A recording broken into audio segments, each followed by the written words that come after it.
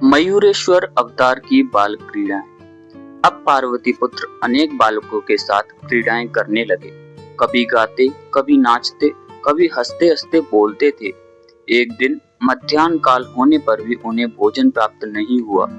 पार्वती जी किसी कार्य में व्यस्त थीं और वे शुदातुर हुए सोचते थे कि भोजन कैसे कहां से प्राप्त हो। जब कोई उपाय समझ में नहीं आया, तब वे महर्षि गौतम की कुटी पर जा पहुंचे। वह कुटी बहुत निकट ही थी। ऋषि पत्नी भोजन बनाती हुई किसी कारणवश उठकर पाठशाला से बाहर निकल आईं। अवसर देखकर गणेश जी ने पाकशाला में जाकर पके हुए भोजन का पात्र उठाया और चुपचाप बाहर निकल आए। साथी बालकों ने पूछा, क्या है? उन्होंने कहा, भोजन है, भूख लगी है इसलिए उठा लाया। खेलते हुए बहुत देर हो गई, पहले खा लें तब पुनः खेलेंगे। यह कहकर उन्होंने अन्न पात्र का अन्न सभी बालकों में बराबर बांट दिया तथा अपना भाग स्वयं ले लिया। सभी ने तृप्त होकर पुनः खेलना आरंभ कर दिया। इधर ऋषि पत्नी ने पाकशाला में जाकर देखा कि अन्न पात्र नहीं है। वे विस्मित चित्त से महर्षि के पास जाकर बोली, नाथ, पाकशाला में अन्न पात्र नहीं है। अभी बलि विश्व देव कर्म में भी नहीं हो पाया था। महर्षि को भी आश्चर्य हुआ। पाकशाला में गए और सब ओर दृष्टि फिराई, अन्न पात्र कहीं नहीं था।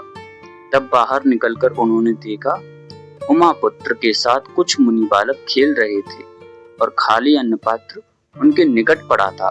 उनको यह समझते देर न लगी कि इन्हीं में से किसी ने अन्न पात्र चुराया और मिलकर खा गए। उन्होंने ध्यान लगाकर गणेश जी को करतूत जान ली तो क्रोधित होकर बोले, अरे, तू शिव पार्वती का पुत्र होकर ऐसा दुष्ट कर्म करता है, और हम तो तुझे पर ब्रह्म परमात्मा समझते थे।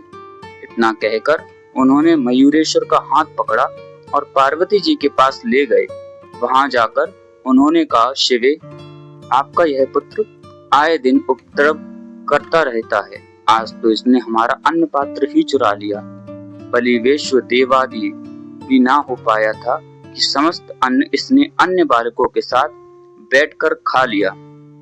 पार्वती बोली, महर्षि, मैं भी इनके क्रियाकलापों से त्रस्त हो रही हूँ। इसके उत्पन्न होते ही असुरों के उपद्रव आरंभ हो गए।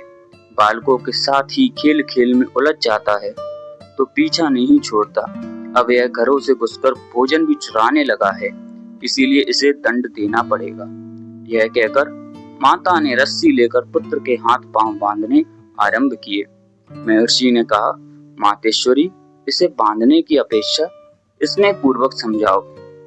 महर्षि चले गए। माता ने पुत्र को दृढ़ता से बांध कर कोठरी में बंद कर दिया। फिर बाहर आकर विश्राम करने लगी तो ऐसा अनुभव हुआ कि पुत्र गोद में ही खेल रहा है। फिर बाहर की ओर देखा तो पुत्र को बालकों के साथ खेलता पाया। माता को आश्चर्य हुआ। उसने कोठरी खोलकर देखा तो हाथ पांव बंधे हुए मयूरेश्वर पूर्ववत बैठे थे। उनके नेत्रों से आंसू गिर रहे थे। पार्वती ने हृदय कठोर बनाकर पुनः किवाड़ बंद कर दिए, क्योंकि बालक को सीख देने के लिए कुछ डराना तो था ही।